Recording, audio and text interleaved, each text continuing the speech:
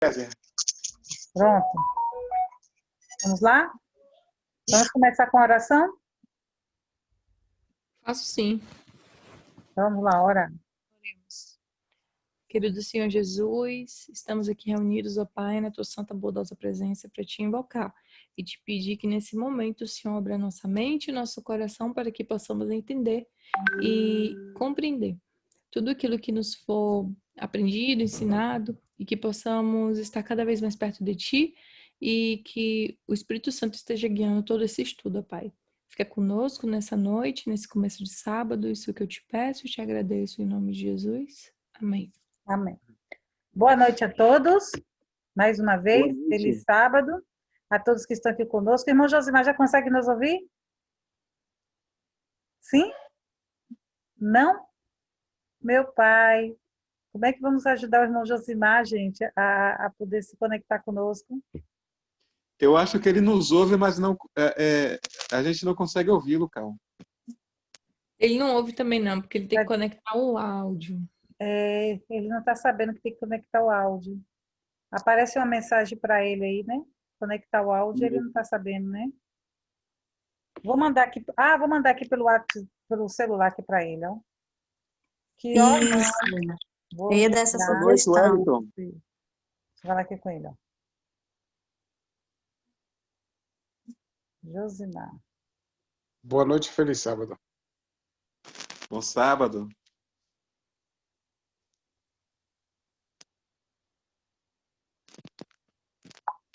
Pronto. Mandei uma mensagem aqui para ele, mas ele não viu ainda. Agora, dá uma olhadinha no celular. Olha o celular. Eu mandei uma mensagem para você.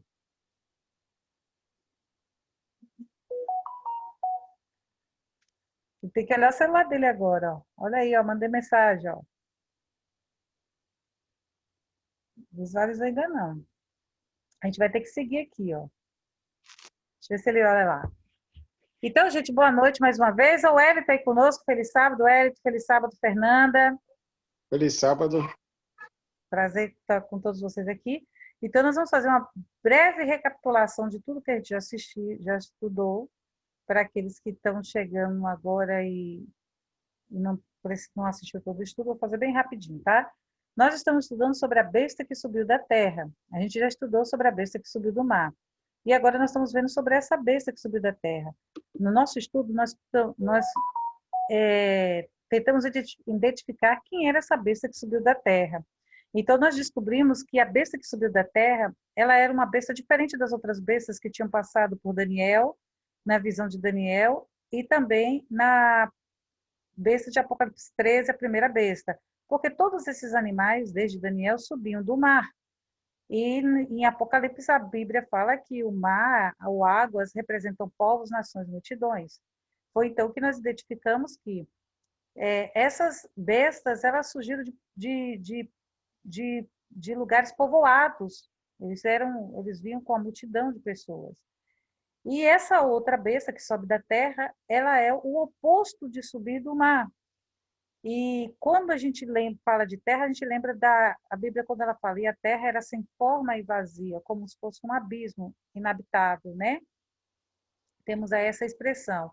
Isso nos faz crer que como ela pode subir da terra é o oposto de subir do mar, num lugar povoado, e quando a gente estuda a história, a gente vê que os continentes da Europa, da Ásia, do Oriente já eram todos povoados, inclusive da África, já eram todos bem povoados, né? E todos os reinos que subiram dessas áreas aí, né?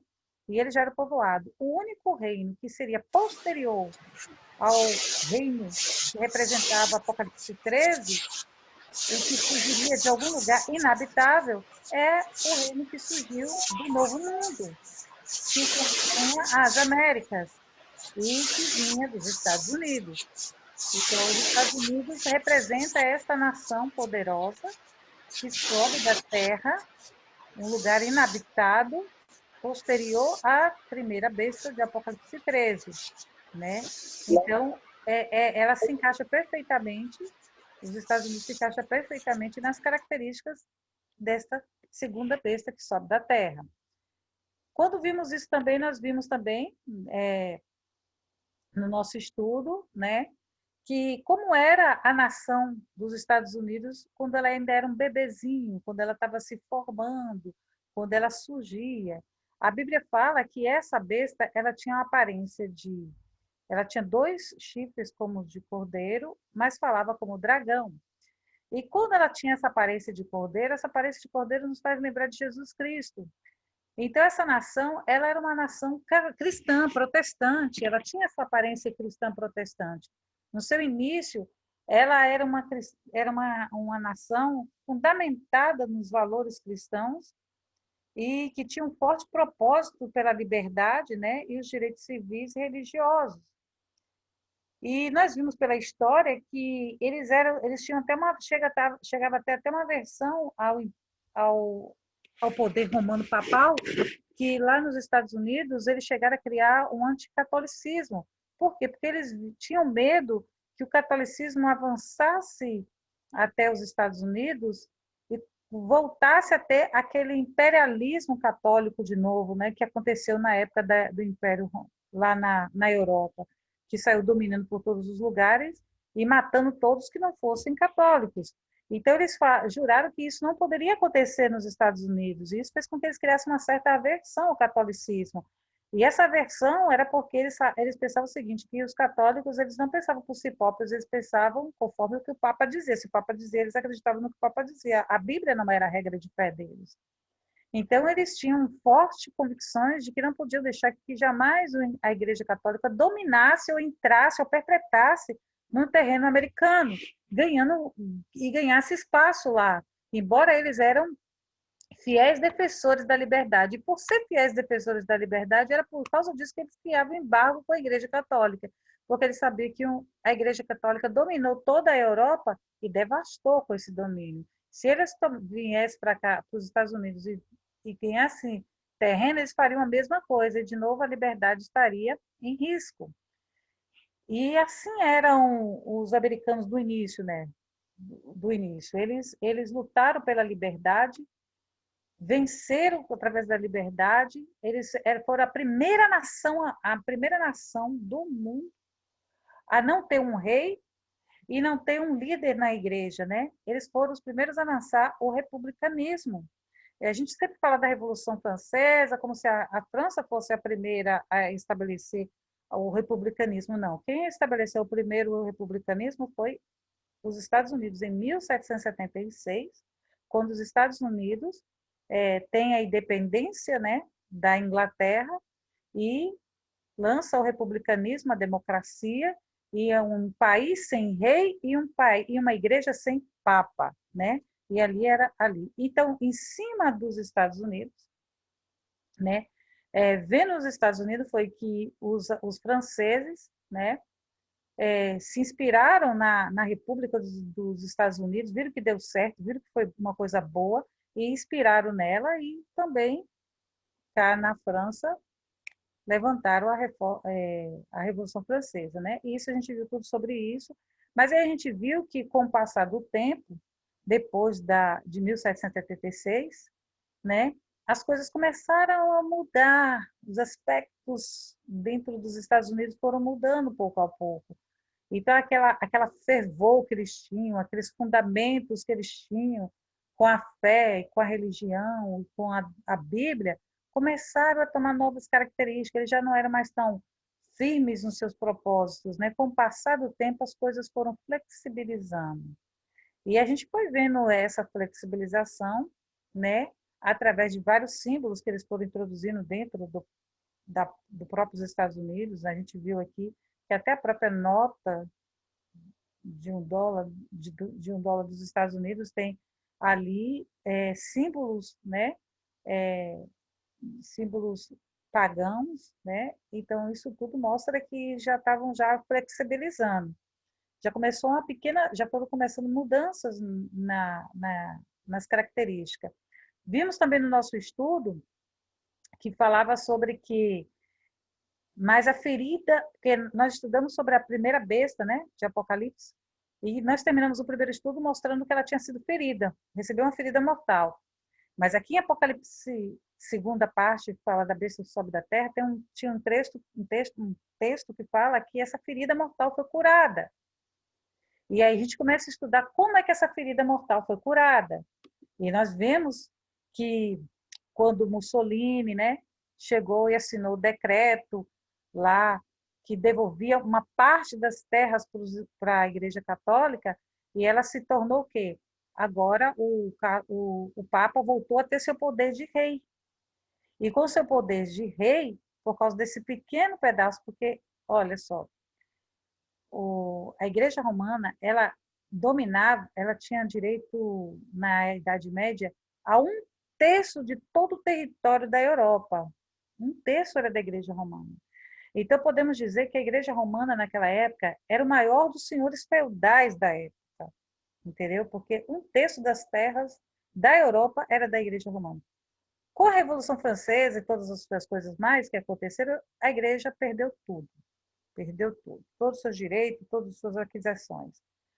Mas, quando Benito Mussolini subiu ao poder, em 1929, ele devolve uma parte pequena do território da Igreja Romana.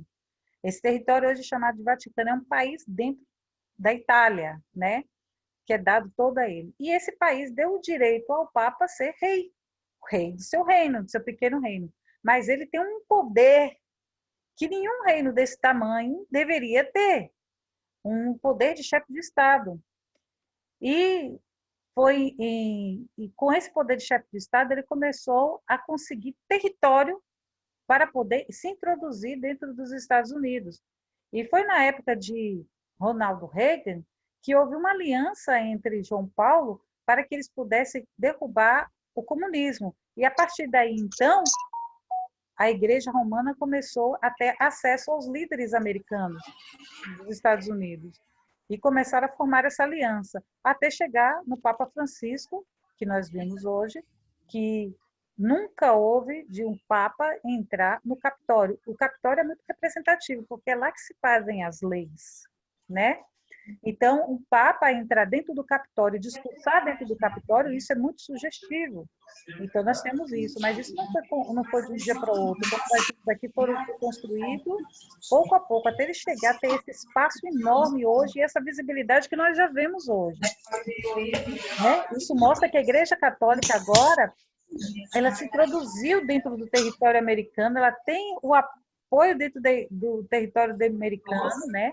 Ela já não é mais vista como o território americano não é mais anticomunista, anticatolicista, ele já vê o catolicismo com bons olhos, eles não têm mais medo o medo primordial que existia lá no início, da onda católica invadir e o papado dominar como um líder supremo. Não existe mais esse medo.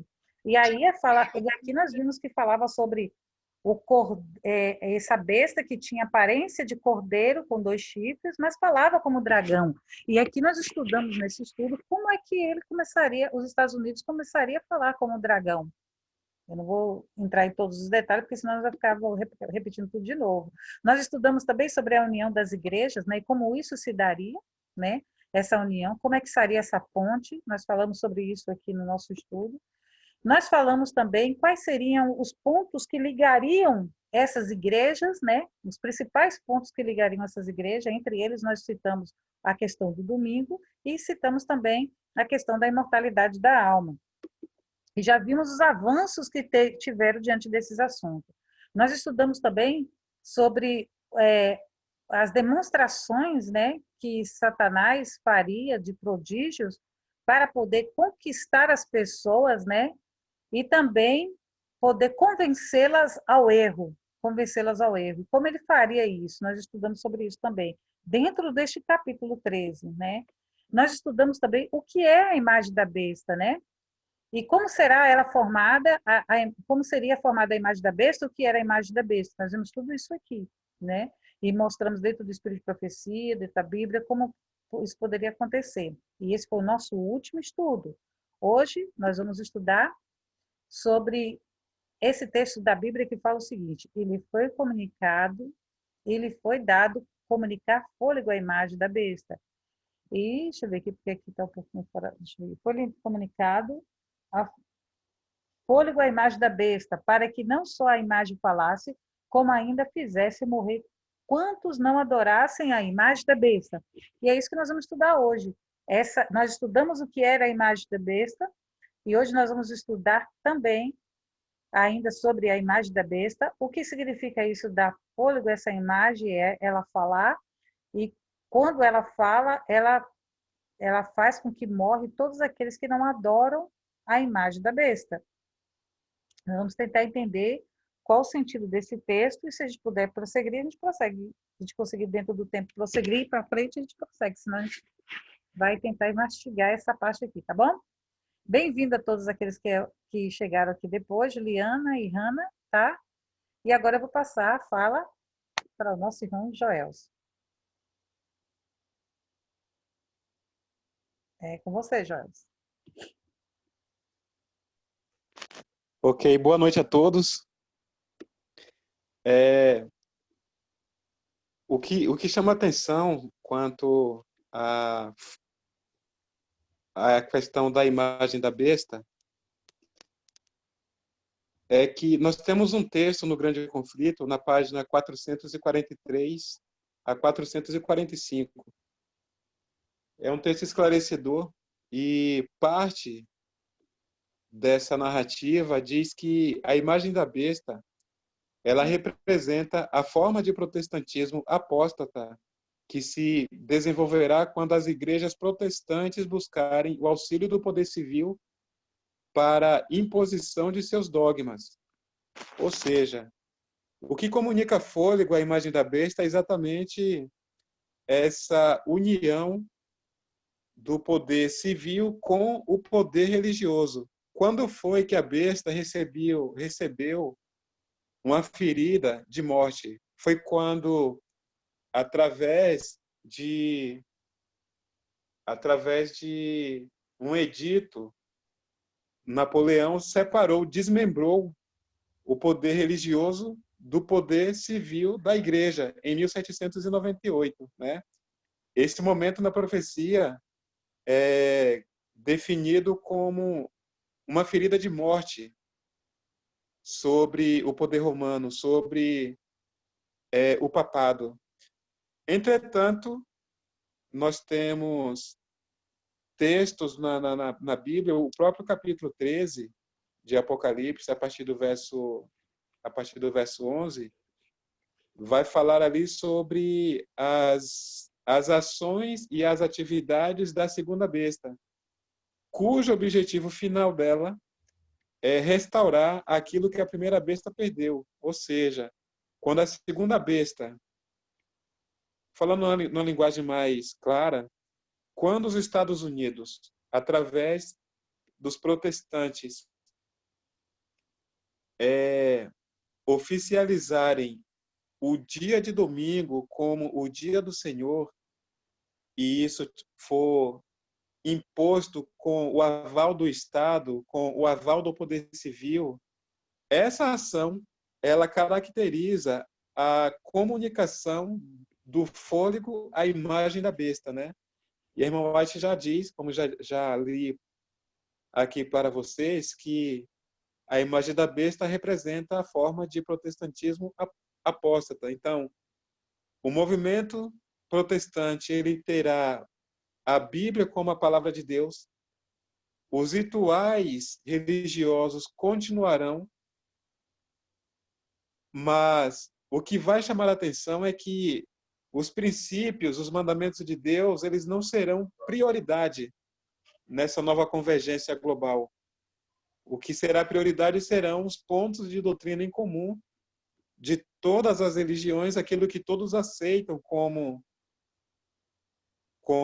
crença universal, como postulados universais, e a unificação, a convergência sobre esses pontos doutrinários é que, para eles, serão o ponto de partida para o estabelecimento da paz e o fim de discussões de pontos divergentes entre as igrejas, nesse momento que para ele será o momento mais importante, assim, de um momento de um diálogo, né? Um diálogo interreligioso. Entretanto, nós ficaremos de fora. Os sabatistas ficarão de fora porque a palavra de Deus ela é muito clara em dizer que mais importa obedecer a Deus que aos homens, enquanto a lei do Estado, a lei civil, a nossa Constituição, ela estiver fundamentada na capacidade de nos submetermos a ela, sem interferência na lei de Deus, até aí a Constituição ela é válida para nós. Mas a partir do momento que a lei, a Constituição, para que eu seja considerado cidadão, para que eu seja considerado cumpridor das normas e das leis, eu tenha que ferir o mandamento de Deus, eu tenha que ferir os princípios da palavra de Deus, nesse momento nós ficaremos com a palavra de Deus, o que trará para nós o estigma de insubmissos, o estigma de desobedientes, o estigma de transgressores da lei, né? E seremos considerados como aqueles que não estão preocupados com o bem comum, né? Então, nesse momento, mais importa obedecer a Deus que aos homens. Muito, muito bem, Joelson. É interessante que a gente nota esse estudo de hoje, porque preste atenção, olha o que o texto bíblico fala. Ele foi dado comunicar fôlego à imagem da besta. Esse texto nos faz lembrar de que quando Deus criou o ser humano, o que foi que deu fôlego para o ser humano depois que ele era um boneco? Quem deu fôlego? Não foi Deus? Não fala assim? Soprou em suas narinas e se tornou um ser vivo? Não foi isso? Então, aqui a gente parece que Satanás tenta imitar Deus, né? Nessa situação, e foi lhe dado comunicar fôlego à imagem da besta. É como se estivesse usando uma metáfora do Éden, como se ele estivesse fazendo isso, né? Para que não só a imagem falasse, como ainda fizesse morrer quantos não adorassem a imagem da besta. Faz a gente lembrar também daquele chifre pequeno que a Bíblia fala que ele tinha 2 olhos e tinha uma boca que falava com arrogância, né? E essa boca que a gente fala que fala com arrogância, porque ele se sentia na autoridade como se fosse Deus, de sentar no trono de Deus e agir como Deus e até de perdoar pecados e a blasfêmia e aquelas coisas todas. E aí a gente lembra essa imagem, levantar uma imagem, a gente vai lá em Nabucodonosor, no capítulo 3 de Daniel, quando a gente já até falou sobre isso no estudo passado, quando Nabucodonosor, para confrontar a visão de Daniel, Nabucodonosor faz uma estátua completamente de ouro, toda de ouro. E quando ele faz essa estátua completamente de ouro, era uma afronta a Deus. Aquela estátua, ela como se ela falasse como uma afronta a Deus. Porque Deus falou que a estátua teria só a cabeça de ouro, uma parte do peito de prata, né? Outra parte de bronze e as pernas de ferro e etc. Ela não seria toda de ouro. Então, Nabucodonosor faz uma estátua toda de ouro. E essa estátua toda de ouro foi como se fosse uma afronta ao verdadeiro Deus, uma afronta à verdade que Deus tinha, a revelação de Deus. E ele faz como se ele estivesse falando assim, que aqui está estabelecido a autoridade, a ideia de homens. Então, essa imagem de Nabucodonosor mostrava a soberania humana, né? O homem contrapondo a Deus, o homem dizendo o que vai prevalecer aqui é a vontade do homem, não a vontade de Deus, entendeu?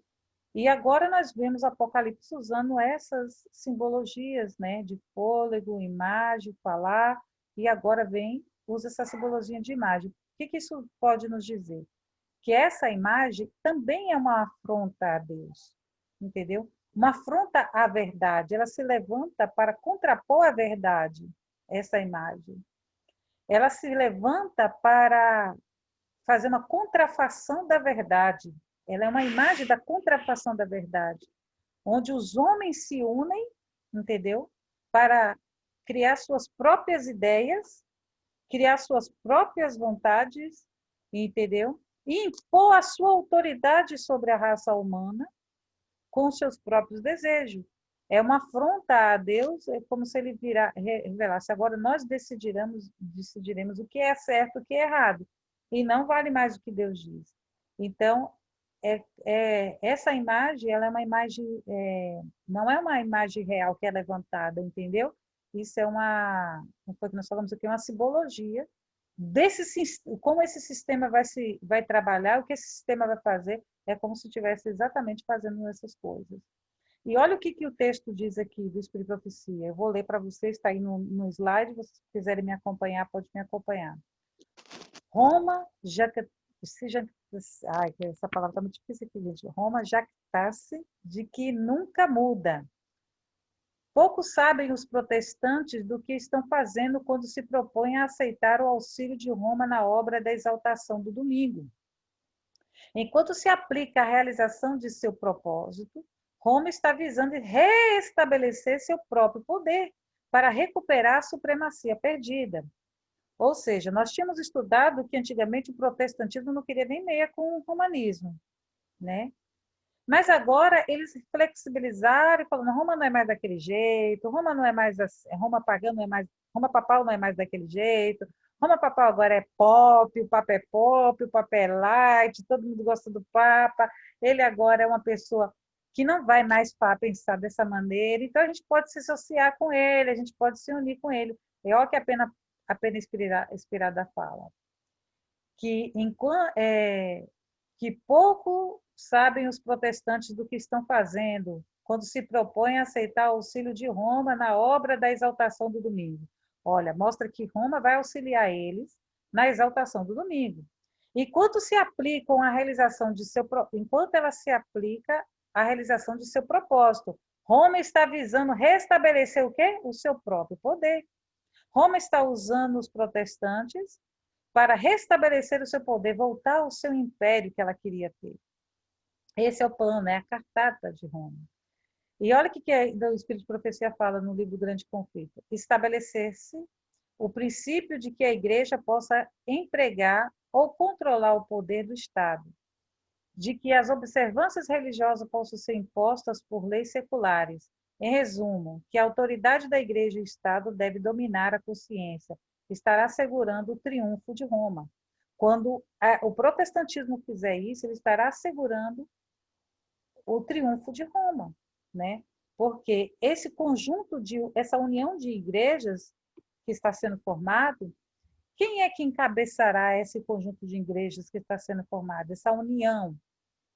Porque essa união não é só de igrejas protestantes, é uma união de todas as religiões, incluindo o protestantismo, incluindo o catolicismo e incluindo também religiões pagãs. É por isso que no Espírito de Profecia fala, quando o protestantismo estender a sua mão para Roma, para a Igreja Católica, e a outra mão para o Espiritismo, entendeu? Aí estará formada a imagem da besta. Então, o que é que acontece? O protestantismo vai ser uma unificação, uma amalgamação, que a gente pode se dizer, de toda a mistura de todas as religiões. E alguém vai estar na cabeça. Alguém vai estar sobre a cabeça de toda essa mistura de religiões. E a gente vê que o que o Império Romano quer fazer é ressurgir, como uma fênix das trevas, né? Mais alguém quer falar alguma coisa sobre essa parte que a gente está estudando aqui? Mais alguém? No próximo slide tem um comentário interessante. Pronto. Linkando com o que você já comentou. Então vamos passar para lá. Pronto. Agora nós vamos falar sobre o quê? A todos os pequenos e os grandes, os ricos e os pobres, os livres e os escravos, quais que lhe seja dada certa marca sobre a mão direita ou sobre a fronte. Nós vimos que esse poder, esse sistema religioso, uma mistura de sistema religioso que representa essa imagem, vai perseguir os cristãos e aqueles que não adorarem a besta, né? E aqui fala que aqueles que adorarem a besta, eles vão receber uma marca sobre a mão direita e outra sobre a fronte. E agora a gente vai estudar. Que marca é essa? Né? Será que é um chip? Será que é um código de barra? Né, Jaelson? Como muitos falam por aí. E como é que é essa marca na mão direita e essa marca na fronte? É isso que nós vamos estar vendo aqui agora, tá bom? Então, eu vou passar a voz para Joelson. Mas se alguém quiser falar alguma coisa, gente, é só se manifestar, viu? Tá tudo ok? Pronto, Joelson, pode falar. É isso mesmo. O estudo ele fica interessante quando nós temos uma participação em massa, né? É. Temos um aproveitamento melhor daquilo que está sendo exposto. Mas a irmã White, ela, ela afirma que o sinal da besta, ele se trata do domingo. Algumas pessoas, inclusive na igreja, outro dia eu fui pregar numa igreja e só à guisa de avaliação do que a igreja entende como sinal da besta, eu coloquei um vídeo que circulou aí no YouTube durante muito tempo sobre o sinal da besta ser um chip que seria imposto sobre as pessoas em dois pontos específicos, na mão ou na testa. Aí citaram uma empresa, a Mondex, que foi contratada com um ganho de milhões para desenvolver essa tecnologia, enfim. E o argumento, o discurso era muito, aparentemente muito coerente para quem não tem um conhecimento mais crítico do assunto, não tem uma afinidade com o que a Bíblia fala a respeito disso. Parecia que, e na verdade parece que o que é apresentado lá sobre o chip ser o sinal da besta parece fazer muito sentido. E quando eu lancei a pergunta para a igreja, muitas pessoas acreditaram que o sinal da besta é o chip, né? Aí, na época, eu tinha levado alguns textos do Espírito de Profecia. Hoje eu quero citar um para vocês aqui. Ele não foi citado no dia, mas ele nos dá um vislumbre do que se trata do sinal da besta. O sinal da besta, de acordo com a irmã White, no livro Evangelismo, ela diz o seguinte: o sinal da besta, quando, porém, a observância do domingo for imposta por lei e o mundo for esclarecido relativamente à obrigação do verdadeiro sábado, quem então transgredir o mandamento de Deus para obedecer a um preceito que não tem maior autoridade que a de Roma, honrará desta maneira ao papado mais do que a Deus. Prestará homenagem a Roma e ao poder que impõe a instituição que Roma ordenou. Adorará a besta e a sua imagem. Veja que Apocalipse 13 fala que as pessoas que aceitarem a imagem da besta como autoridade, essas pessoas estarão aceitando o sinal da besta na testa ou na mão. E ela continua dizendo aqui, para finalizar a leitura do parágrafo, do texto: ao rejeitarem os homens a instituição que Deus declarou ser o sinal de sua autoridade. Qual é o sinal da autoridade de Deus na Bíblia? É o sábado. Nós sabemos disso. Então, o sinal da autoridade da besta tem que ser algo que faça contraponto ao sábado, que seja oposto ao sábado. A Bíblia não vai falar que é um sinal, que é um chip. O Espírito de Profecia também não dirá que é um chip.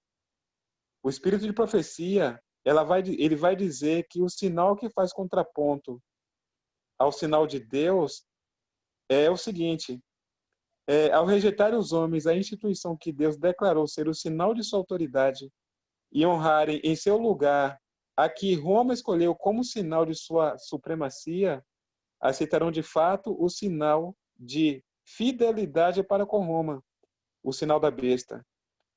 E ela diz aqui no começo do parágrafo que o sinal da besta, quanto ao sinal da besta, quando porém a observância do domingo for imposta por lei e o mundo for esclarecido relativamente à obrigação do verdadeiro sábado, veja que é sábado versus domingo ou domingo versus sábado, né? Exato. O domingo é a falsa Então, adoração, né? exatamente. Então, esse é um de muitos textos. Tem textos até mais claros que esse aqui. Se vocês quiserem, eu posso postar no grupo depois. Mas esse texto, ele deixa claro, né? Pelo menos de um primeiro momento, que o sinal da besta não se trata de tecnologia, não se trata de um chip. Trata-se de um dia que faz oposição ao dia que Deus escolheu como seu dia Muito bem. memorial, seu dia de santificação. Não que nós não devamos santificar a Deus em outros dias da semana, mas o sábado é um dia que ele separou para que nós tivéssemos um momento especial com ele, né? Exato. Agora, resolvida essa questão do que é o sinal da besta, já vimos que trata-se do domingo. Esse sinal, ele é dito em Apocalipse 13, lá no verso, deixa eu ver o verso aqui. Enquanto eu localizo o texto diz que é o número de um homem e que seu número é 666, não é isso? A gente vai chegar na próxima. Eu só quero fazer esse link aqui. Diga, irmão. É o versículo 18. É o versículo 18, já estou com ele aqui. Então, lá diz que o sinal da besta é o número de um homem e que esse número é o número 666. Por que eu estou citando esse texto agora?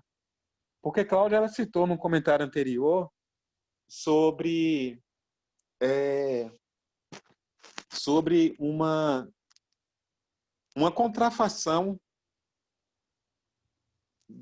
que Satanás faz daquilo que Deus faz. Por exemplo, Deus, quando criou o homem no sexto dia, para que o homem se tornasse um ser vivente, Deus soprou-lhe nas narinas o fôlego de vida. Exatamente. E o homem, de acordo com a Bíblia, a partir desse momento, passou a ser uma alma vivente. Ele não passou a ter, mas a ser uma alma vivente. Então, isso mostra que Deus ele tem o poder da vida, ele tem o dom da vida. Deus é vida. E, curiosamente, como Cláudia bem citou no comentário dela, a segunda besta do capítulo 13, ela comunica fôlego à imagem da besta. Só que essa primeira besta do capítulo 13, ela recebe uma ferida como que de morte. E a segunda besta, ela vai soprar, ela vai comunicar fôlego. A palavra grega nessa questão aí é pneuma, né?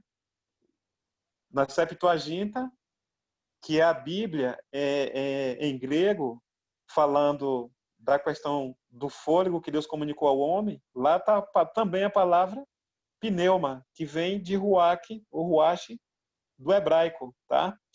Então, quem comunica fôlego resultando em vida é Deus. Mas aqui no capítulo 13 de Apocalipse você tem um personagem que não é Deus assumindo o papel de Deus, assumindo prerrogativas da divindade, comunicando fôlego a algo que foi morto no passado, porque ela recebe uma ferida de morte, a primeira besta recebe uma ferida de morte. E ela é ressuscitada com as imposturas e as ações da segunda besta. Exato. Eu vou dar uma segurada no meu comentário, porque Cláudia vai avançar para o próximo slide, e lá nós temos, do ponto de vista visual, elementos que ficarão mais claros enquanto nós comentarmos, tá bom? Tá bom. Por hora eu vou segurar meu comentário aqui, mas eu só queria fazer esse link aqui para que no próximo slide a gente avance ainda mais numa profundidade contextualizada. Eu vou passar a palavra aqui, Jôncio, para o Watson, que ele levantou a mão aqui. Watson, pode falar. Boa noite, Cal. Boa Feliz noite. sábado a você Feliz e a sábado. todos os meus irmãos. Tá?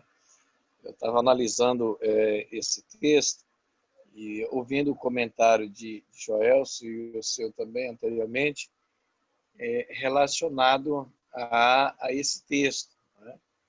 E uma das coisas que a gente precisa identificar dentro dessa profecia do Apocalipse é que quando esse texto relaciona todos os pequenos e os grandes, ele está relacionando as nações de menor população e as nações de maiores populações, as nações mais pobres e as nações mais ricas, né? Todas elas, independente da sua liberdade, como os Estados Unidos têm, como também algumas nações que são dependentes de outras nações que são maiores, que são consideradas como escravas, né? Ou escravos. Então, o rei Nabucodonosor, levantando essa estátua, ele convida, primeiramente, quem? Todos os políticos, governadores, prefeitos, presidentes. É um meio de se associar a eles, trazendo com que todos eles se tornem uma única comunhão política, trazendo essa estratégia, porque Nabucodonosor, dentro do parâmetro da história, ele estava se considerando como o rei dos reis, porque ele estava no topo da soberania, né? E uma das coisas que o sonho revela é justamente isso, que esta pedra, que representa Cristo, veio sobre justamente essa estátua que representava o domínio de todos os territórios da terra, né? Porque todas as nações ali foram convidadas, governadores, presidentes, prefeitos, né? Então, cada um deles representava essas nações. É por isso que essa estátua ela tem um simbolismo muito importante sobre o retorno dela ligando a imagem da besta. É o que Roma espera novamente fazer, agora de uma ordem mundial, de uma maneira muito, vamos dizer assim, muito minuciosa, não mais, como você colocou, Cláudia, não mais com um agravo de ameaças, mas de uma maneira muito silenciosa, aos poucos, porque nós vivemos hoje em uma sociedade mais moderna, nós vivemos numa sociedade mais politizada, nós vivemos numa sociedade hoje mais globalizada, informatizada, né? Então, a gente vê o nível de pessoas hoje, dentro das nações, mais culta, né? Então, assim, não pode ser como na época em que as pessoas não tinham tanto entendimento como hoje. Então, naturalmente, Roma vai trabalhar de uma maneira mais necessária, o Joelson foi feliz ao colocar, essa ponte que ele vai fazer, ela tem que começar a fazer pelos congressos nacionais, cada congresso de cada país representando a cúpula política, porque essa cúpula política é ela que vai criar as novas normas e leis que elas se tornarão ordens para que todo aquele, seja ele pequeno, seja ele grande, seja ele pobre, seja ele rico, seja ele livre ou escravo, ela tenha a obrigação de cumprir essa meta, que é o respeito por essa ordem que será surgida. Então, assim, é uma estratégia muito interessante e eu cobro muito isso do pastor, que a igreja precisa usar mais esse método de ensino, porque as pessoas estão adentrando, às vezes, na igreja e elas estão, assim, patinando, né? Lê o texto, não compreende, não busca informação, né? Faz igual o etíope, que lia a Bíblia, mas não compreendia. Então, assim, a forma condutiva que vocês colocaram aí é a que é a real. As pessoas precisam entender o que significa. Pequeno não é estatura. Pequeno são nações pequenas. Não no sentido de medida, do tamanho da pessoa. Era essa a colocação que eu queria fazer aí. Valeu, Adson, obrigado. Mais alguém gostaria de falar alguma coisa? Eu quero fazer uma pergunta aqui, todo mundo entendeu para a próxima página. O que significa a marca na testa e na mão direita? Todo mundo entendeu essa parte? Sim. Sim? Então, entenderam que a marca na testa significa consentimento intelectual, ou seja, você com sua própria consciência consente em guardar o domingo. Entendeu? Mesmo que você não ache que o domingo é o dia certo, mas você consentiu com aquilo. Então, isso significa que você aceitou. E na mão direita significa o compromisso de agir. Como aqui na estátua, nós vemos as pessoas adorando a estátua, né? Se curvando diante dele, né? Então, é como se você estivesse se curvando diante do sistema e obedecendo o sistema, que na época vai dizer que você tem que andar assim, assado, e tem que fazer isso e isso, e que agora a vontade de Deus é que esse dia é o dia do Senhor e que você tem que adorar Deus nesse dia. Aí você cede ao sistema e faz o que o sistema manda e obedece o sistema, então você está recebendo a marca nesse momento. Pode falar, irmão Josimar. Não ouvi, não estou ouvindo, ó. Não estou ouvindo. No livro Grande Conflito, Ellen White fala que nós, quando sair o decreto dominical, não precisamos atrair perseguição para cima de nós. Não é necessário que as mulheres façam lavagem no dia de domingo, lavação de roupa, mas que nós possamos fazer o serviço missionário nesse dia. Exato. Não podemos enfrentar eles de frente. Não vamos trabalhar só para afrontar e falar que somos guardadores do sábado, não. Vamos fazer a obra missionária, fazer culto, fazer evangelismo nesse dia. É isso que o Espírito nos orienta a fazer. Exato. Você... Mas isso aí é na primeira fase. Calma, irmão. Querer fazer aquilo que eles querem que você faça. Você não precisa trabalhar no domingo. Você não precisa trabalhar no domingo para poder afrontá-los. Você tem que fazer o serviço missionário. Você não vai querer trabalhar para poder mostrar que você é adventista do sétimo dia, que você é um guardador do sábado. Não precisa fazer isso. Você tem que aproveitar esse momento que vai estar proibido de nós fazermos alguma coisa para poder evangelizar. É o que é orientado no plano de vida. Mas isso aí é na primeira fase. Isso aí é na primeira fase do decreto dominical. Porque na segunda fase do decreto dominical, quando Satanás se fazer passar por Cristo Jesus, ele vai dizer que não é só apenas guardar o domingo, é não guardar o sábado, entendeu? E que as catástrofes estão acontecendo no mundo porque aqueles guardadores do sábado lá estão guardando o dia errado. E o dia certo para ser guardado é o domingo. Então, agora, para de ser uma questão climática, só por uma questão climática, para se tornar agora uma questão de adoração mesmo. Entendeu? Porque Satanás se apresenta como se fosse Jesus. Ele fala, esse é o dia do Senhor e Deus a catástrofe está caindo porque as pessoas não estão adorando a Deus no dia certo. Então, não é para adorar a Deus no dia errado, é para adorar a Deus só no dia certo. Você está entendendo? Aí agora, os problemáticos que causam isso é aqueles rebeldes que não obedecem adorando no dia certo, está adorando no dia errado. Entendeu? E aí nós, guardadores de sábado, que permanecemos fiéis até lá, não morreremos mais. Né? Porque vira uma questão de adoração. É uma questão de adoração. Joel, você queria falar alguma coisa? Não, eu só queria relembrar, né, a gente aqui não está dissolvendo essa questão política, mas em toda a história da política nacional, a expressão usada sempre por Bolsonaro, ela é odiada por toda a cúpula política, não apenas nacional, como até mesmo internacional, quando ele usa aquela expressão Deus acima de todos. Então, essa expressão tem incomodado toda a sociedade política mundial, e isso, na verdade, vai ser... Nenhum presidente foi tão afrontado como vem sendo o próprio Bolsonaro. Então, assim, a gente analisa o seguinte, quando o poder é denominado por Deus nessa condução, o diabo fica irado, né? Então, alguém fez um questionamento que o Bolsonaro já recebeu um exemplo, tá? Estou puxando só isso aqui para a gente entender um pouco. O Bolsonaro recebeu em torno de 24 pedidos de impeachment para ser impeachmentado. E nenhum deles conseguiu passar pelo Congresso em um ano.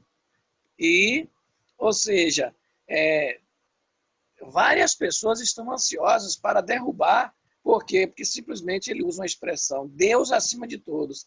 E é justamente o contrário, que o diabo quer ficar acima de Deus e por isso está querendo derrubar, às vezes até nessa estratégia política. E isso vai ser, vamos dizer assim, uma mão na roda para que essa colisão aconteça, né, das questões políticas. E, assim, essa questão da consciência está provocando uma indigestão muito grande em muitos países, porque, assim, a ordem mundial agora é o maior foco e a Igreja Romana está ansiosa e desejosa para que isso aconteça. E ela está usando essa estratégia que é justamente a questão climática, né?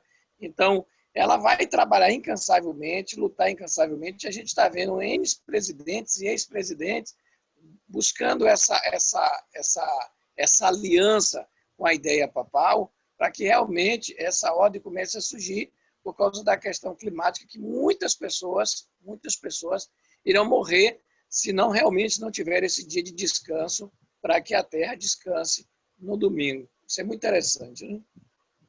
Falando em questão climática, não sei se vocês viram um vídeo que eu passei para vocês no grupo, onde mostra algumas celebridades importantes, né? Inclusive o Príncipe Williams, né? Juntou ali o Príncipe Williams e também uma celebridade de Hollywood, eles falando sobre a questão climática, da importância de todos unirmos em lutar para salvar a questão climática. E uma coisa que eu achei interessante nesse vídeo é quando aquele ator do filme Thor, ele fala assim, como unir fé e clima ao mesmo tempo, né? Ele usa essa frase, como unir fé e clima ao mesmo tempo. E eu achei interessante porque a gente já vinha falando sobre isso, que ia ser uma união de clima, união de fé e clima, e eles iam usar esse argumento para poder chegar à situação que a gente estava vendo até agora. E ele vai e joga a bola para a vez para o Papa Francisco, né? E o Papa Francisco fala sobre algumas ideias que ele pretende implantar para poder salvar o planeta, nossa terra em comum, né? E lá depois vocês vão ver algumas das ideias dele, mas aonde que eu quero chegar? Você vê que a Igreja Católica, cada vez mais, ela está ganhando fôlego, tá?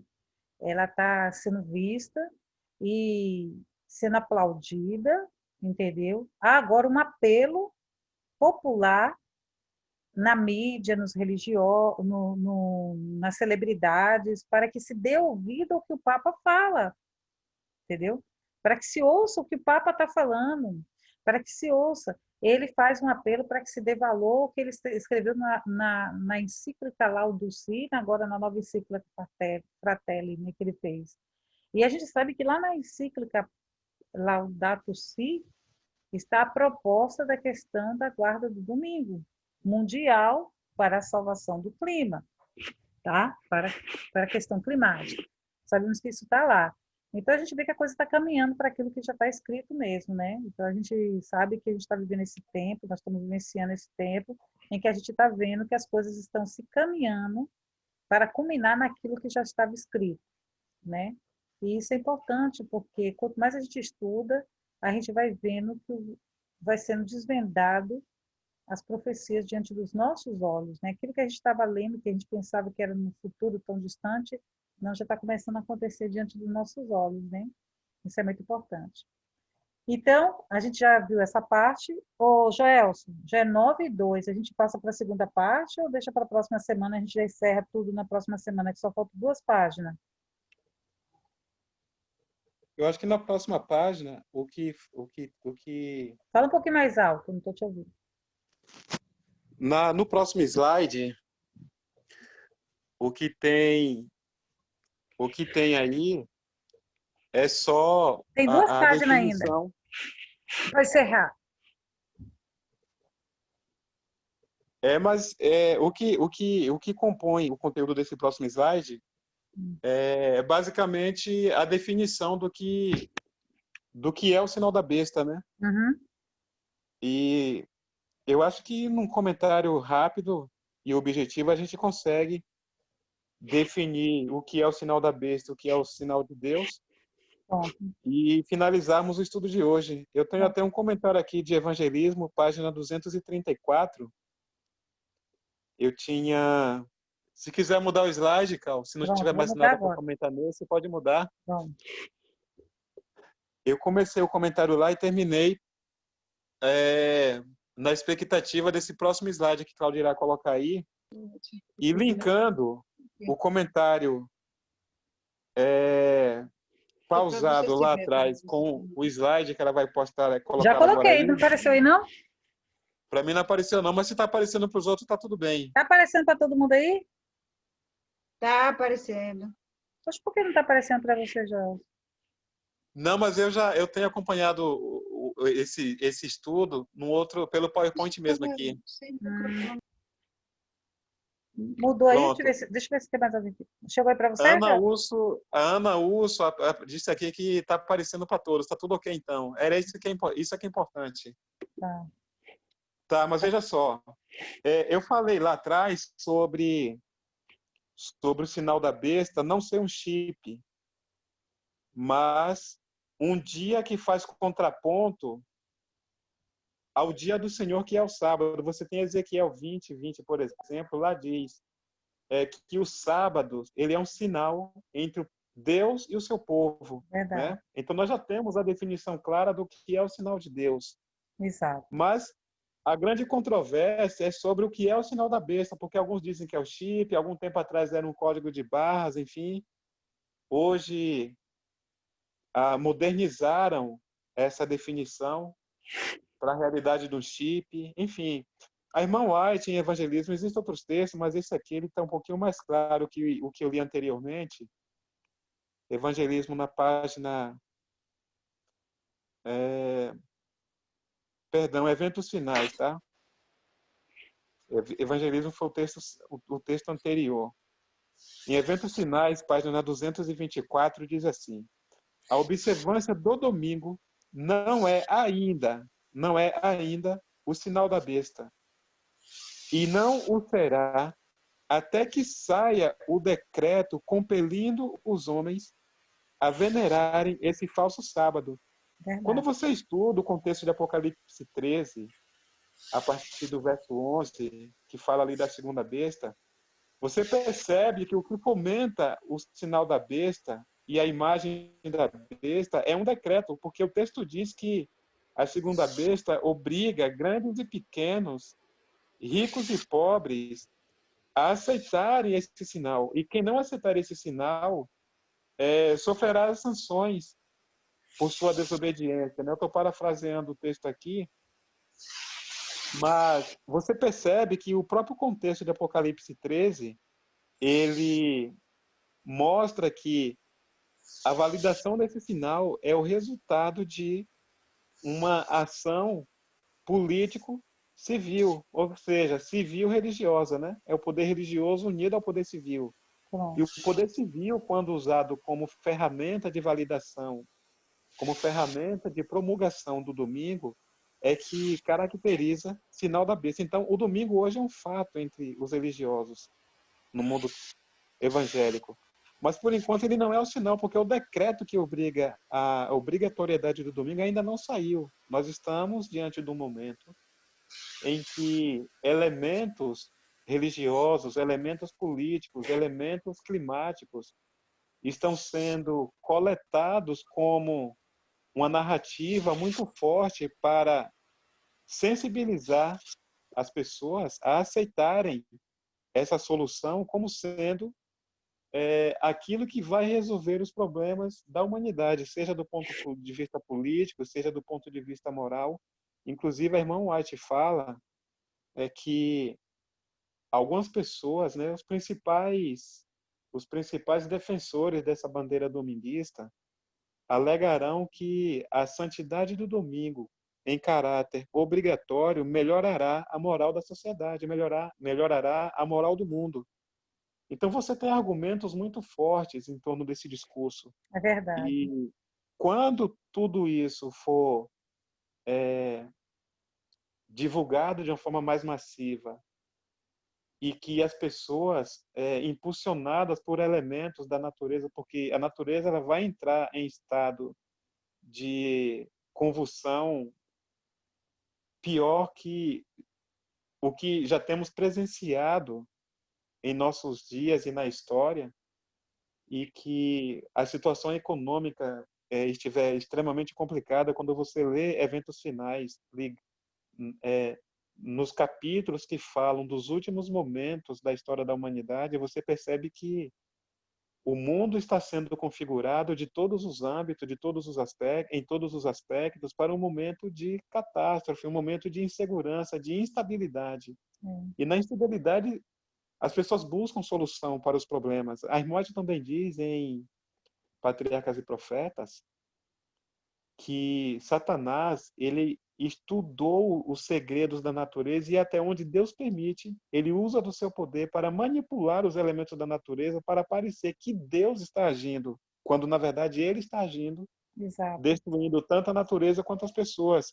Sociedades inteiras serão afetadas por essas ações de Satanás. Então você percebe que haverá um contexto de manipulação do poder de Satanás todo pronto para que a solução pro domingo seja aceita como aquilo que vai resolver os problemas da humanidade. Então, nesse momento, o domingo será, sim, o sinal da besta. Aí eu quero finalizar esse comentário aqui, baseado em Eventos Finais, página 224. Ela diz assim: chegará o tempo em que esse dia será a prova, mas esse tempo ainda não veio, né? Enfim, sobre o que de fato é o sinal da besta, porque eu já apresentei pelo menos 2 textos aqui, dentre outros, mostrando que o chip não é o sinal da besta, mas é o domingo, porque o sinal de Deus é um dia, então o sinal da besta também é um dia. Dentro dessa perspectiva de ponto e contraponto, você tem, primeiro, Deus ele cria o homem no 6º dia e comunica fôlego para que o homem se torne uma alma vivente. No capítulo 13 de Apocalipse, a besta que emerge da terra, ela age como se fosse Deus. Ela também comunica fôlego a um sistema que aparentemente está morto, para que ele viva, para que ele ressuscite, né? E quem tem poder de fazer isso? Deus. Mas aqui nós temos um elemento, criatura, agindo como se fosse Deus. Por outro lado, você tem a questão da Trindade, Pai, Filho e Espírito Santo. Você vai para o capítulo 16, você tem uma falsa trindade ali. Você tem o dragão, você tem a besta e tem o falso profeta. O falso profeta é o protestantismo apostatado. A besta já sabemos que é o papado. E o dragão, o próprio Satanás. Então essa é uma falsa trindade. Esses 3 poderes estarão unidos do capítulo 12 de Apocalipse em diante, que se tratam da parte escatológica do livro. Nós temos aqui, durante todos os elementos de descrição desse cenário de tempo do fim, esses 3 poderes agindo, atuando, essa falsa trindade atuando. Mas por que uma falsa trindade? Porque a verdadeira existe, Pai, Filho e Espírito Santo, tá? E onde que entra na questão do selo, do sinal da besta, essa falsa trindade? Nós temos, por exemplo, o verso 18 de Apocalipse 13, que diz: aqui há sabedoria. Aquele que tem entendimento, calcule o número da besta, pois é número de homem, seu número é 666, ou seja, 666. O slide já está aí, vocês estão vendo o slide. Esse 666, como já dito, até com certa redundância, não é um chip, é um sistema. Esse sistema está relacionado com o número 6, por quê? O dia 6º é o dia do homem, porque foi no 6º dia que Deus criou o homem, ok? Só que o homem que foi criado no 6º dia, ele entrou no descanso de Deus no 7º dia. Então ele se tornou, a partir desse momento, ele é criado no 6º dia. O 6 tem a marca do homem. Ele, após a sua criação, ele imediatamente entra no contexto do descanso de Deus, que é o descanso sabático. Por isso o homem, nesse momento, ele se torna um ser completo, feito à imagem e à semelhança de Deus. O Vanderlei, o Dornelles, falando sobre esse sinal da besta, ele faz um comentário interessante, afirmando que o 666, 3 vezes, é uma contraposição à Trindade, né? Porque o número 7 é uma representação de Deus, é perfeição. E Deus tem perfeição, o Espírito Santo tem perfeição, o Filho, que é Jesus, também tem perfeição. A falsa trindade, ela usa o número do homem, que é o número 6, porque o homem foi criado no sexto dia. Então você tem um sistema humano, um sistema da criatura se opondo, se contrapondo à vontade de Deus, porque a vontade de Deus é que a sua lei seja cumprida, mas no contexto de Apocalipse 13, não é a lei de Deus que está sendo cumprida, mas a vontade do homem. É a imagem da besta que se opõe a tudo aquilo que é Deus, que está sendo imposta agora por força de lei civil à humanidade. E aqueles que discordam sofrem sanções por sua discordância, né? Então, para finalizar aqui o comentário, o número 666 tem um outro aspecto que talvez... Eu vou fazer um comentário rápido aqui, que é a questão da gematria. Durante muito tempo se acreditou que o número 666 estava relacionado com o cálculo do título do Vigários Papa, Filidei. né? Vicarius Vis Filidei, né? Então, a partir desse sistema de gematria, se chegava a 666. Só que existem várias palavras e vários nomes que, se você usar o sistema de gematria, também dá 666, né? Existe um contexto histórico que não tenho tempo para colocar aqui agora, que mostra que essa base de gematria para calcular o número da besta, para chegar a 666, ele é insustentável. A própria história da Igreja Romana não dá validade para isso, né? Mesmo é que se tenha que usar o nome Vicarius Vis Filidei, a própria Igreja Católica afirma que ela nunca usou isso aqui, do ponto de vista histórico, né? Ela Então, só usa vigário de Jesus, né? Ela trocou porque a própria carta forjada, a única carta que existe o emblema Vicarius Filidei, é uma carta que a Igreja Católica forjou, ou seja, falsificou, a assinatura de, como é o nome dele? Constantino, onde dizia que Constantino havia doado um terço das terras da Europa, uma boa parte das terras da Europa, para a Igreja Católica. E por muito tempo, nesse documento onde constava o nome Vigários Filidei, eles usaram esse documento para ter o direito dessas terras, até que esse documento foi analisado e foi contestado como falso e foi tomado essas terras, entendeu? Porque esse é o então, único documento que existia. A pois partir daí, é. eles não usam mais o Vicário Filidei. Então, o que acontece? O acervo arqueológico do Vaticano, o acervo de documentos do Vaticano, não consta em nenhum aspecto nada que aponte Vicário Vis Filidei como algo utilizado pela igreja. A igreja ela não tem, pelo menos do ponto de vista de exposição, nenhum documento que ateste para essa afirmação. Então, por esse motivo, a igreja deixou de usar esse título como uma base de cálculo para se chegar ao número 666. Não existem evidências concretas, não existem provas cabíveis e robustas que sustente essa questão.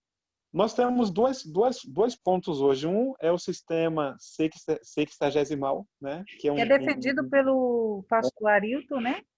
Sim, é um método interessante, mas esse outro método também ele é muito coerente porque você tem a falsa trindade aqui, o número 666, né? Você tem a besta Não, é representando o porque número o do pastor e você tem o Arilton, falso profeta. o pastor Arilton é interessante porque ele usa a própria história de Babilônia e como o livro de Apocalipse 13, ele faz uma comparação muito com Babilônia o tempo todo, a grande Babilônia, a mãe de Babilônia, etc. e tal, Sim, faz muita comparação com isso, então é como se ele usasse aquela questão de Babilônia como uma metáfora para o texto aqui agora, né?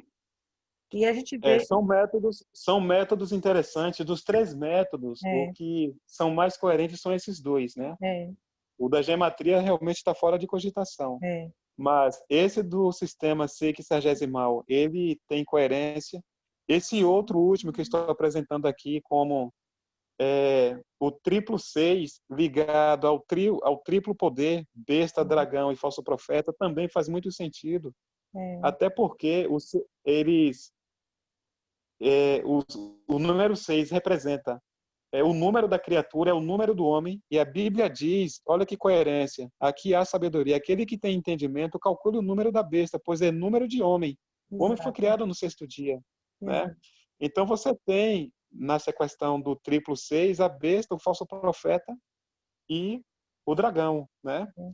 Que faz contraposição ao 7º, ao triplo 7 perfeito, o Pai, Filho e Espírito Santo. Então, o que nós temos no contexto de Apocalipse é um sistema de adoração perfeito estabelecido por Deus no contexto do grande conflito e um falso sistema de adoração estabelecido pela tríade de poderes que se levantam e se opõem a Deus. Há muita coisa para comentar a respeito disso, mas eu penso que até aqui nós já temos elementos descritivos e didáticos assim bem claros para entender que, de uma vez por todas, que não se trata de um chip, né? Mas trata-se de um sistema que se opõe ao sistema de adoração estabelecido por Deus. E essa questão... Vai, fala. Fala, Watson. Você colocou como uma falsa trindade. É uma você falsa colocou trindade, o dragão. Você colocou o dragão como um personagem homem.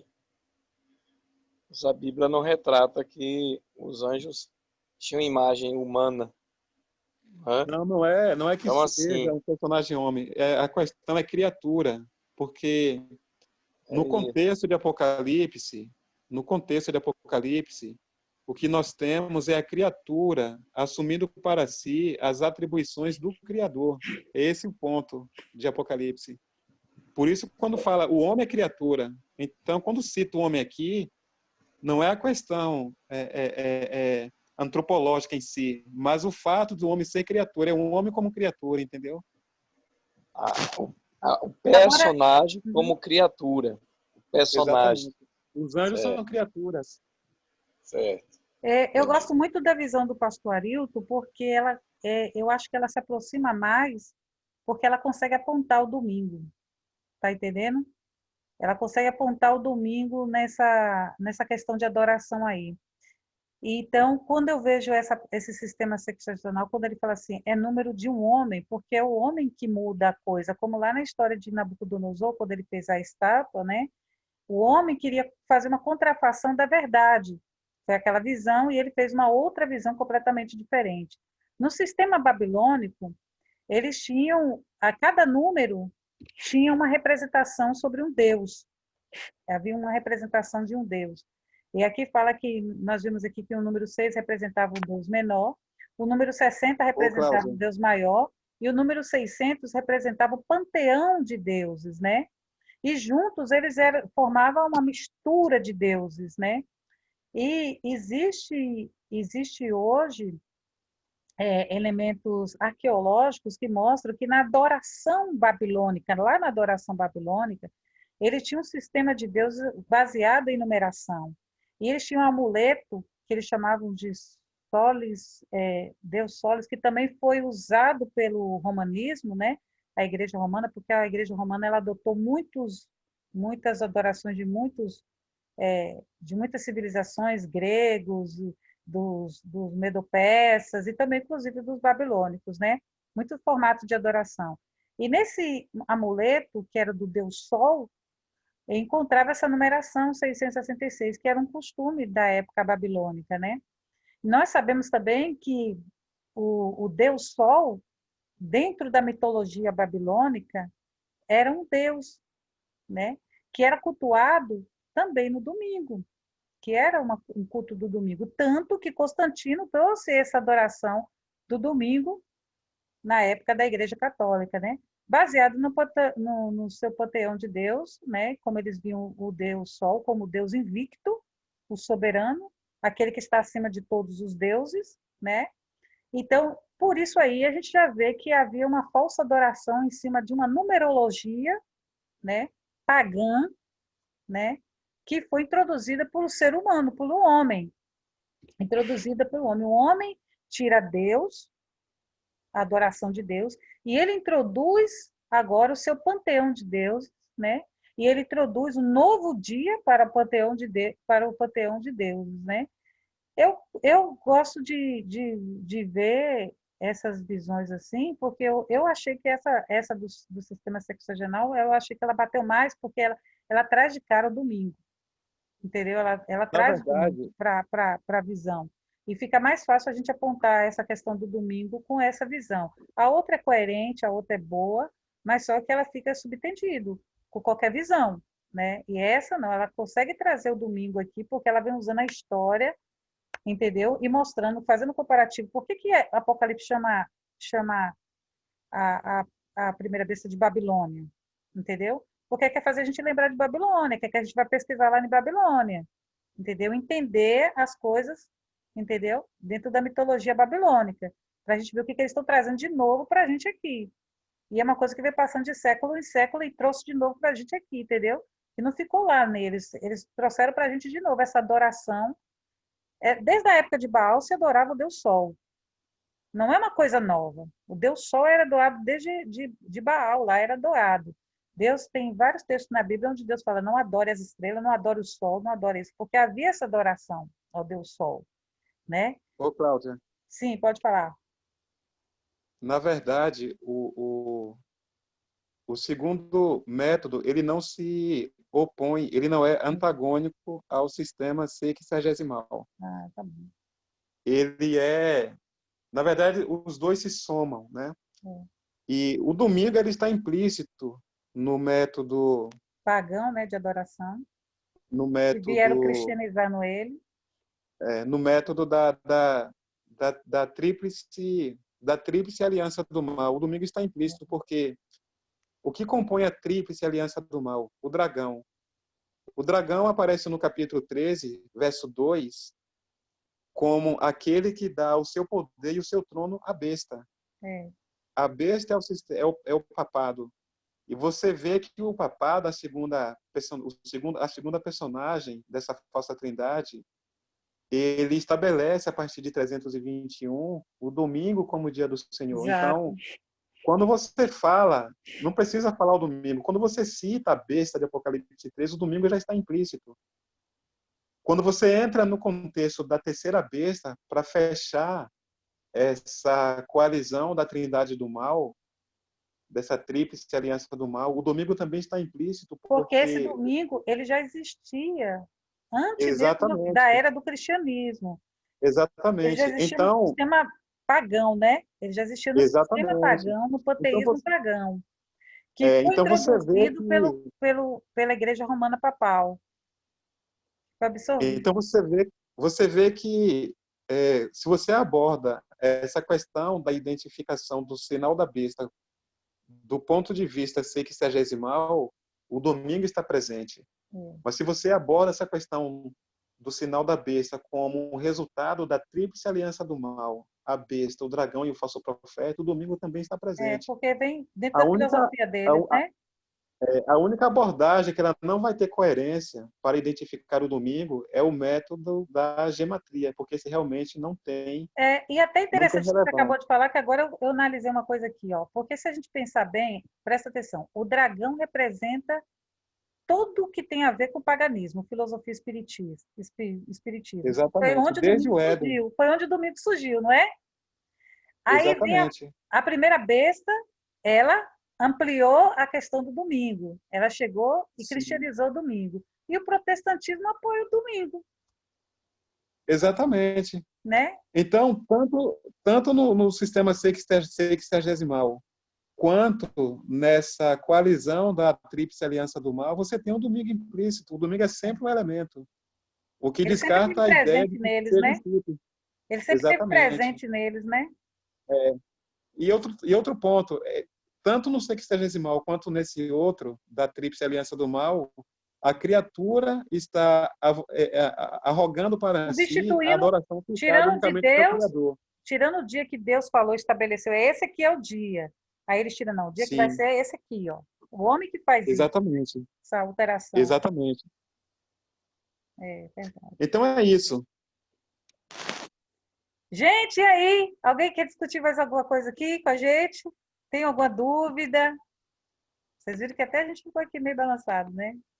Alguém tem alguma dúvida aí? Alguém quer perguntar alguma coisa? Pergunte, se a gente souber, a gente fala. Se a gente souber, se a gente não souber, a gente também vai falar para vocês, com certeza, que a gente não sabe, mas a gente vai buscar informação. Mas é isso aí. Alguém tem alguma coisa para perguntar? Nosso silêncio aqui é medonho, viu? Tá todo mundo acordadinho aí, por favor? Presente, todo mundo? Fernanda, a Sim. gente não está te ouvindo, porque você está desligada. Está desligada aí, não tá bom para ouvir, não. Todo mundo presente? Sim. Sim. Estão colocando aqui no chat. Estou vendo aqui. Nana, liga o microfone para falar. Pronto. Só quero saber se está todo mundo aqui acordadinho assistindo, né? Mas estou vendo aqui que o pessoal está respondendo aqui no chat também, ó. Tá sim. Aprendi demais, tá? Então, Obrigada. finalizamos esse tema de Apocalipse 13, né? Exato, finalizamos. Eu não vamos pro final, porque o finalzinho não tem quase nada aí mesmo, era só o encerramento aqui, quer ver? Mas a cereja do bolo estava no penúltimo É isso slide. aí. Vai chegar o tempo que nós vamos ser perseguidos também, vai chegar a nossa hora, e é isso aí que estava no final mesmo, né? Vamos ter que nos Exato. refugiar também, assim como os discípulos, como muitos tiveram que fugir, mas vai chegar a nossa hora também. Mas a melhor coisa é saber que Cristo também vai voltar para nos salvar, né? E como o cerco de Jerusalém pelos exércitos romanos era o sinal da fuga para os cristãos judeus, assim, ao arrogar-se os Estados Unidos de oficializar o decreto, deixa eu ver o que está escrito aqui, que aqui meu está tão grande que não dá para me ler tudo. Apesar do decreto, a última geração de cristãos fiéis, antes da volta de Cristo, terá que fazer a sua escolha e sofrer as consequências, apostasia ou ser perseguidos pela fé. Né?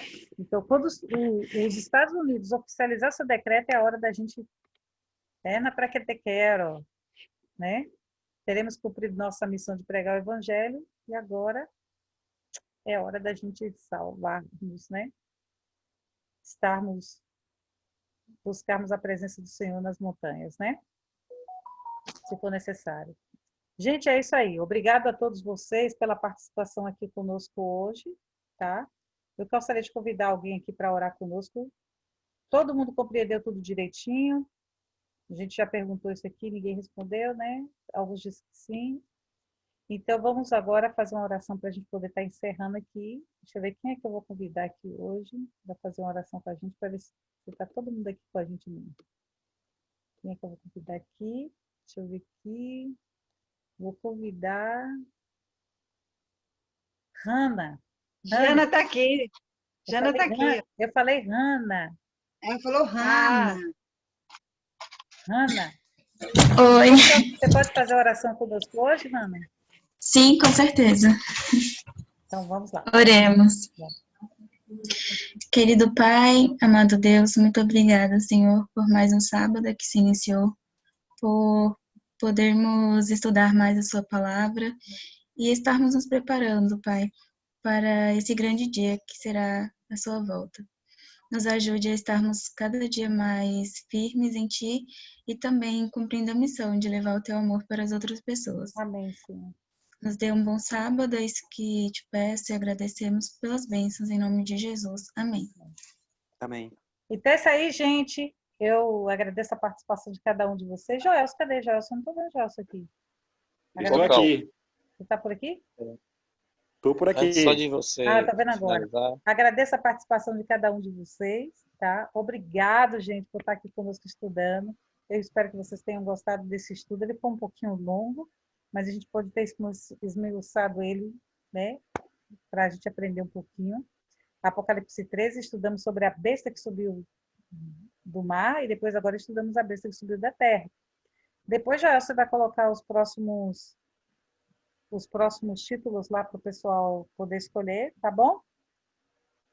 Ô, Cláudia, Ah, antes de você finalizar, eu só queria ressaltar aquilo que você tinha colocado, e já leu aí, relacionado ao evento sinais, se não me falha a memória. Essa nova fórmula da convenção coletiva, da reforma trabalhista,